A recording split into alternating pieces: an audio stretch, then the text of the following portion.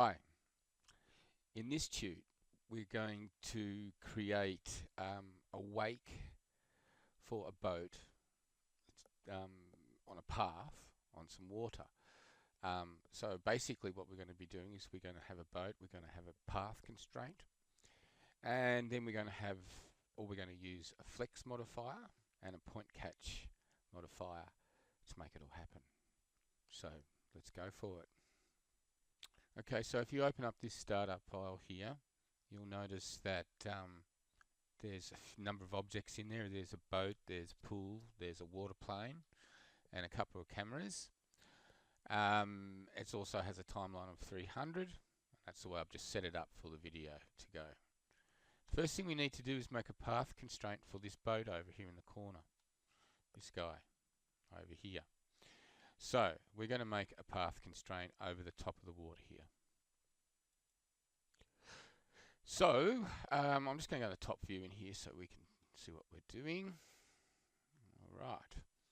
So we need to create the path. So we go to the spline creation and we go to line, and I set this at smooth to start off with.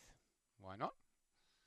And we're going to create a spline on this surface of this water, which will be the path for the boat. So we'll do kind of a UE type of spline. So if you click once, and then where you want to sort of make it bend, I'm going to do something like this. Don't want something too sharp because it won't like that.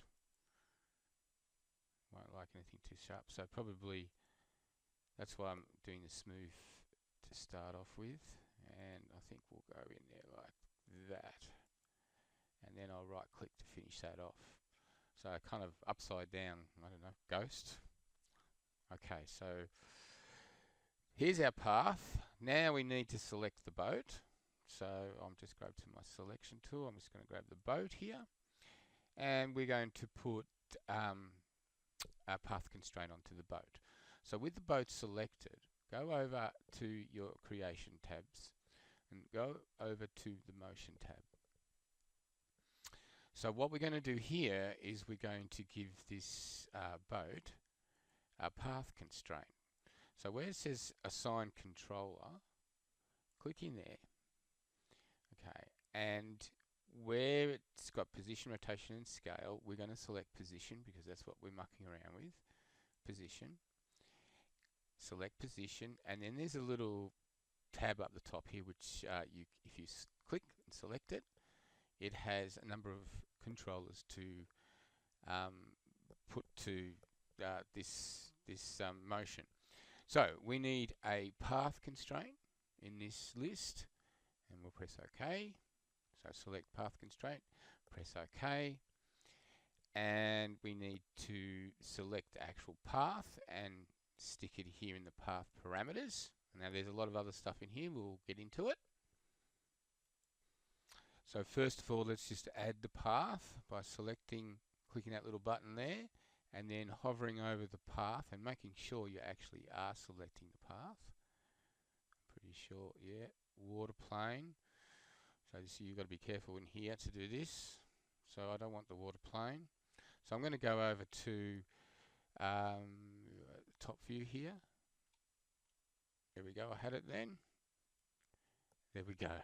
And it says line 001. If you accidentally select the plane, then it's not going to work, but you can delete it in here and have another go at it.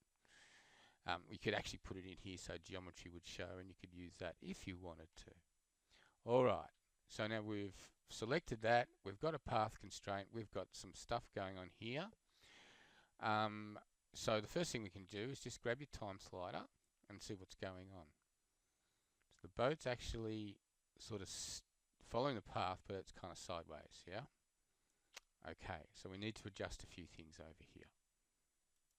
So we go down here and we will go to click this guy that says follow.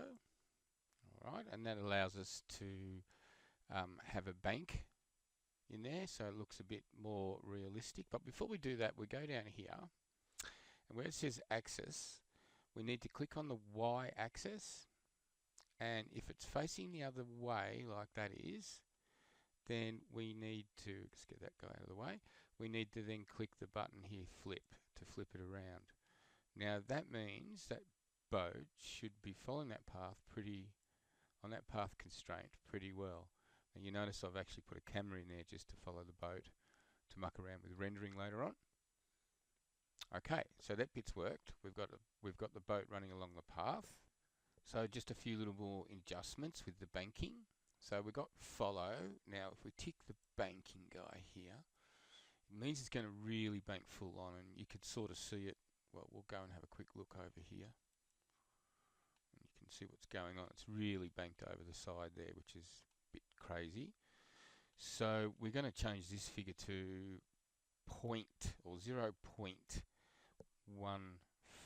which seems to be good. So where it says bank amount, and the boat should sort of turn up a little bit like that. And smoothness, I'll do the same too with that. 0.15, and just check out what's going on with the boat. Yeah, so it's going alright. That's cool. Now, if I'm looking at the top here, up in my top view here, my wireframe, the boat's just a little bit too deep in the water. So I'm just going to get out of this, and I'm going to select the plane itself, and I'm just going to bring the plane down, just so the boat's sitting about halfway in the water, because you see the path is just above it. So just like that, and just have a quick look at that. Go into this guy, and I think that's pretty good. So that's our boat following the path. Yeah, it looks pretty good. Could even be banking into the water a bit too much, but that's alright for now. We can adjust the other stuff. Cool. So I'll just turn that off. So what we've got to do now is, so we've done the path, we've got the boat going along the path. Now we're going to put the flex modifier onto the water surface, the water plane in this case, and we're going to use the flex modifier and a point catch and set it all up so that we can actually make that wake happen. Okay, so select your water plane, yeah, go to the modifier panel. On the modifier list in your stack here, look for flex. Put an F to make it quick and easy. There's flex. Okay, so we've got flex on our water plane. Beautiful. So we've got all the parameters here, and we'll quickly go through a few of these parameters in the flex modifier. Okay, so in the parameters over here, flex is the amount, it's like 1, the amount of strength. Well, it's not the amount of strength, because the strength is this. So over on this object here, on the plane, the strength of the modifier will be in here. So it's set on 3. The sway is kind of like the time of how long it will sway back to its original position. So it's like a timing thing. Okay, so the other things in here is that you have the controllers. This is the Euler, or I think that's how you pronounce it. And there's a couple other guys in here that do different things. This stage we're just going to keep it on Euler. So yeah, and then the chase springs is using the springs that are set up in here, and using the weights of the vertices is this guy here checked here, which we kind of do. Once you set it all up, you go to this bit here, and this is where you can create the simple soft body, which turns that into, with whatever parameters you got, this guy into that. It also can change and update it as you're going along. Alright, the other thing is, I won't go into too much of the other stuff there. You can see stretch and stiffness is about the reaction as well. But we're going to use this thing called absolute weights in here as well. And if we go a bit further down, you'll see this is where you add in forces such as wind and a couple other ones if you needed to, if you wanted to. And in here is deflectors. So this is the guy this is where we're going to actually put one in. Yeah, so we'll get on with it. So let's start setting all this up. So up the top back up here. We're going to change the flex strength to 2. So we're going to go 2.0. We change the strength and the sway to a lesser value than that. We'll change it to 0.05 for the strength, and the same for the sway. 0.05, 0.05 basically, which is the drinking limit as well. And then we'll go down into our stretch and stiffness in here. So for stretch, we're going to put in 10. And for stiffness, we're going to put in 3 or 3.5. We'll put 3.5. Okay. Now, then we'll go way down here, and we're actually going to have to put a deflector. We're going to make the boat the deflector. But to do that, we have to set it all up. So we have to put a deflector in the scene. So if we go up to our Create tab here, and we go over to Space Warps, and in our little drop-down list here where it says Forces, you'll see Deflectors. So grab that guy, and we're using the U Omni Deflect. So click on that one, and what this allows us to do is to make that boat an object to this thing. So just drag it out into the scene, just to the side in the scene there, like I have. Okay. Okay, so now this means that we can now pick the object, because this is what this does to be the deflector. So we click on this button here, pick object, and we select the boat as the object. Cool.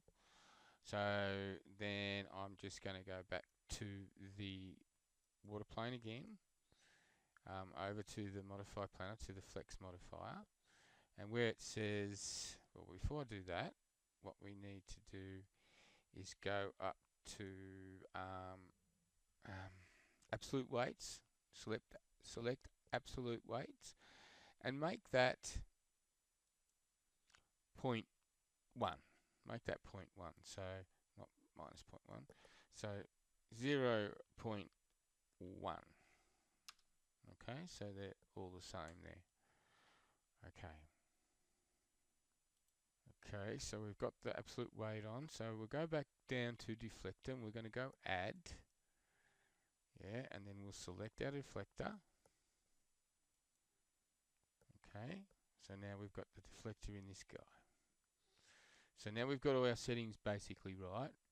We go up to create simple soft body. So click on that guy, and you'll see it's taking a little while to do, not much.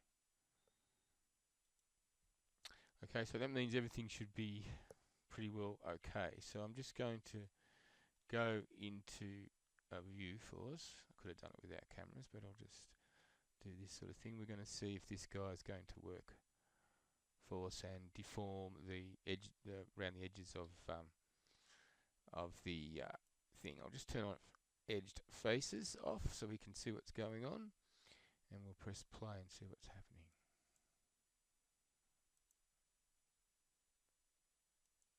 I'll just select the boat.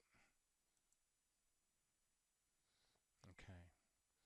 Now you can see, only just see, but you can see that there's deformation happening, but it's actually having a hard time doing this.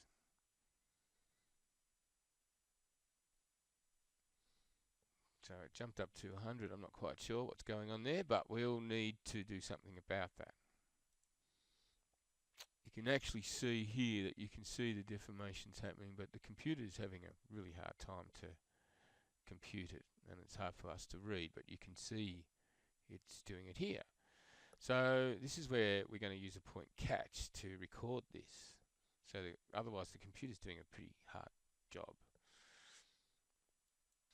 So we're going to put a point catch, not point cloud, on our flex modifier here on the water plane. So select your water plane, go to the modify list, look for point catch. So point, where are we? We're at a point catch. So this guy here. And what we're going to do is we're going to go in here and we're going to go new. Alright, and this is the file for the point catch, and you need to put it near with your actual 3ds Max file. So in a folder with your 3ds Max file, which is what I'm going to do right now. Okay, and then we also need to make sure that this here says 300 as an end frame. Yep, not 100, which it is. And basically we record and watch the recording. And you can see the frames it's doing right now. So we'll just let that record and hopefully we'll get a better result in the end. I'll just turn this off for a second.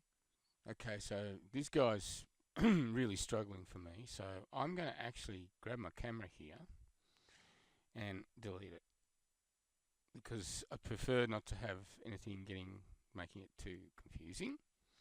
I'm also going to put on my edged faces so I can see what's happening here.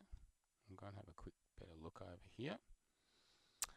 One thing to remember too is that this guy, if you hit this guy here, it's set time on, time off is 100. So you need to go back in there and change that to 300 as such. It's already the boat, so that's all cool. So now if I go back to this guy, select him, I've got rid of my camera. It's a pretty simple path, I shouldn't have too much of a problem. So I'm going to go new, and I'm going to select the one I just did before, go save, and I'm going to go yes, so I override that one, and I'm going to try and record it again and see how it goes. So let's see how this goes. Okay, so the secret to make this thing work properly, because I'm going, it's not working. Well, it is because once you've recorded it, you need to press this little guy here called Disable Modifiers below, and then you actually will see the effect. And that's worked out pretty well. Fantastic. So I'm going to try and do a render of this guy now and see what it looks like. So cheers. Thank you.